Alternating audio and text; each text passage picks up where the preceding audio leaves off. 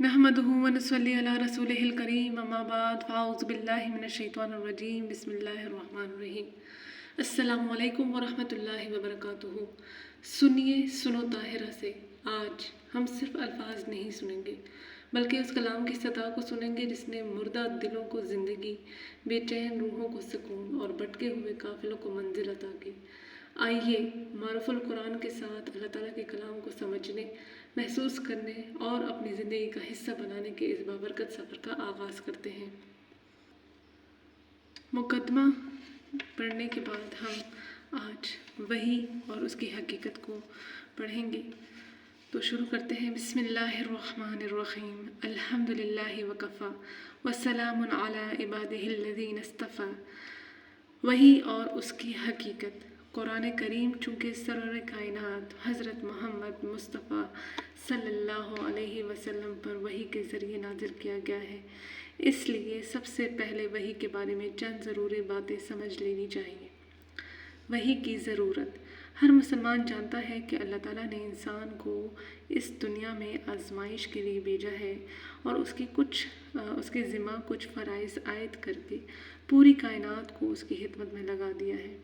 लिहाजा दुनिया में आने के बाद इंसान के लिए दो काम नागुज़ीर हैं। एक ये कि वो इस कायनात से और उसमें पैदा की हुई अशिया से ठीक ठीक काम ले, और दूसरे ये कि इस कायनात को इस्तेमाल करते हुए अल्लाह ताला के अहकाम को मद्देनज़र रखे और कोई ऐसी हरकत ना करे जो अल्लाह तबारक व तआला की मर्ज़ी के ख़िलाफ़ हो। इन दोनों कामों के लिए इंसान को इल्म की ज़रूरत है, इसलिए कि जब तक उसे ये मालूम ना हो कि उस कायनात की हकीकत क्या है, उसकी कौन सी चीज़ के क्या ख़वास हैं, इनसे किस तरह फ़ायदा उठाया जा सकता है, उस वक़्त तक वो दुनिया की कोई भी चीज़ अपने फ़ायदे के लिए इस्तेमाल नहीं कर सकता।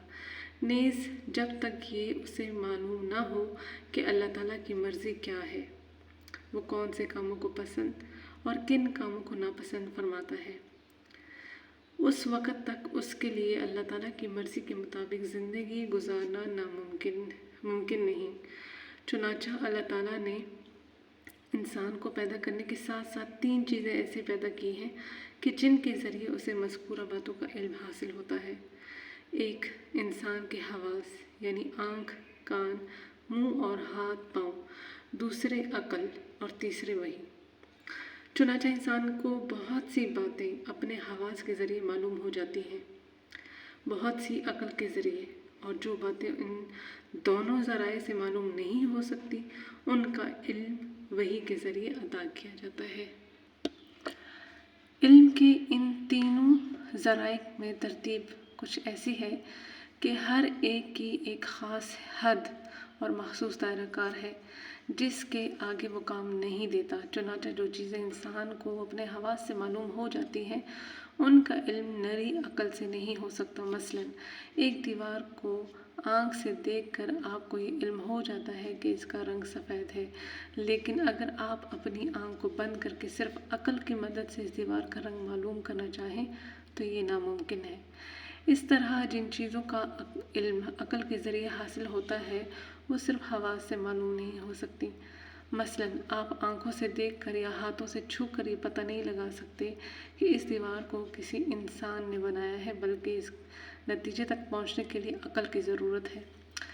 ग़र्ज़ जहाँ तक हवा से हमसा काम देते हैं वहाँ तक अक़ल कोई रहनुमाई नहीं करती, और जहाँ हवा से हमसा जवाब दे देते हैं वहीं से अक़ल का काम शुरू होता है। लेकिन इस अक़ल की रहनुमाई भी गैर महदूद नहीं है, ये भी एक हद पर जाकर रुक जाती है, और बहुत सी बातें ऐसी हैं जिनका इल्म ना हवास के ज़रिए हासिल हो सकता है और ना अक़ल के ज़रिए। मसलन इसी दीवार के बारे में ये मालूम करना कि इसको किस तरह इस्तेमाल करने से अल्लाह ताला राज़ी और किस तरह इस्तेमाल करने से नाराज़ होगा, ये ना हवास के ज़रिए मुमकिन है ना अक़ल के ज़रिए। इस किस्म के सवालात का जवाब इंसान को देने के लिए जो ज़रिया अल्लाह ताला ने मुक़र्रर फरमाया है उसी का नाम वही है, और इसका तरीका ये होता है कि अल्लाह ताला अपने बंदों में से किसी को मुंतखब फरमाकर उसे अपना पैगंबर करार देता है और उस पर अपना कलाम नाजिल फरमाता है। इसी कलाम को वही कहा जाता है। اس سے واضح ہو گیا کہ وہی انسان کے لیے وہ اعلیٰ ترین ذریعہ علم ہے جو اسے اس کی زندگی سے متعلق ان سوالات کا جواب مہیا کرتا ہے جو عقل اور حواس کے ذریعے حل نہیں ہو سکتے، لیکن ان کا علم حاصل کرنا اس لیے ضروری ہے کہ اس سے یہ بھی واضح ہو جاتا ہے کہ صرف عقل اور مشاہدہ انسان کی رہنمائی کے لیے کافی نہیں، بلکہ اس کی ہدایت کے لیے وحی الہی ایک ناگزیر ضرورت ہے۔ اور چونکہ بنیادی طور پر وحی کی ضرورت پیش ہی اس جگہ آتی ہے جہاں عقل کام نہیں دیتی، اس لیے یہ ضروری نہیں ہے کہ وحی کی ہر بات کا ادراک عقل سے ہی ہو جائے، بلکہ جس طرح کسی چیز کا رنگ معلوم کرنا عقل کا کام نہیں بلکہ حواس کا کام ہے، اسی طرح بہت سے دینی عقائد کا علم عطا کرنا بھی عقل کے بجائے وحی کا منصب ہے، اور ان کے ادراک کے لیے نری عقل پر بھروسہ کرنا درست نہیں۔ جو شخص معاذ اللہ خدا کے وجود ہی کا قائل نہ ہو، اس سے تو وحی کے مسئلے پر بات کرنا بالکل بے سود ہے، لیکن جو شخص اللہ تعالیٰ کے وجود اور اس کی قدرت کاملہ پر ایمان رکھتا ہے، اس کے لیے وحی کی عقلی ضرورت، اس کے امکان اور حقیقی وجود کو سمجھنا کچھ مشکل نہیں۔ اگر آپ اس بات پر ایمان رکھتے ہیں کہ یہ کائنات ایک قادر مطلق نے پیدا کی ہے اور وہی اس کے مربوط اور مستحکم نظام کو اپنی حکمت بالغہ سے چلا رہا ہے، اور اسی نے انسان کو کسی خاص مقصد کے تحت یہاں بھیجا ہے، تو پھر یہ کیسے ممکن ہے کہ اس نے انسان کو پیدا کرنے کے بعد اسے بالکل اندھیرے میں چھوڑ دیا ہو اور اسے یہ تک نہ بتایا ہو کہ وہ کیوں اس دنیا میں آیا ہے، یہاں اس کے ذمہ کیا فرائض ہیں، اس کی منزل مقصود کیا ہے، وہ کس طرح اپنے مقصد زندگی کو حاصل کر سکتا ہے؟ کیا کوئی شخص جس کو ہوش و حواس سلامت ہو ایسا کر سکتا ہے کہ اپنے کسی نوکر کو ایک خاص مقصد کے تحت کسی سفر پر بھیج دے اور اسے نہ چلتے وقت سفر کا مقصد بتائے اور نہ بعد میں کسی پیغام کے ذریعے اس پر یہ واضح کرے کہ اسے کس کام کے لیے بھیجا گیا ہے اور سفر کے دوران اس کی ڈیوٹی کیا ہوگی؟ جب ایک معمولی عقل کا انسان بھی ایسی حرکت نہیں کر سکتا، تو آخر اس خداوند قدوس کے بارے میں تصور کیسے کیا جا سکتا ہے کہ جس کی حکمت بالغہ سے کائنات کا یہ سارا نظام چل رہا ہے؟